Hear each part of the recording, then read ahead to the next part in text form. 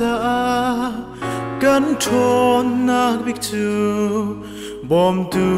thiang tharau bom na ka si ngak chia pa revit ral te nak lung ta kem kan ral te nak pathian thon na ni fatin in kan ral te nak phiam tha chu thiang tharau bom na ka si mi lung si na kin te kholo mi zong a te tu moi pa si hoi do kan hun na ka lung ra thei ban sang lan na ta ton na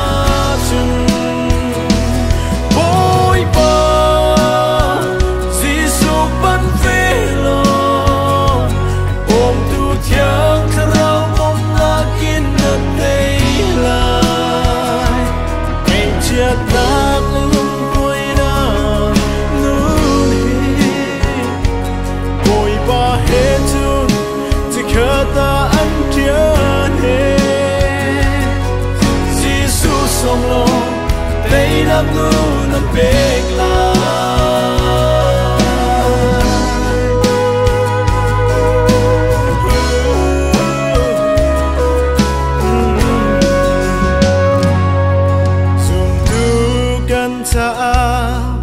kan thon nak bik chu bom tu thiang tharau bom na ka si mi thong pa sam song ral te nak la kharu kan ral te na pathian thon na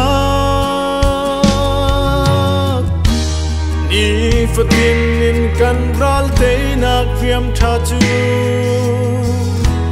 thiang tharau bom na ka si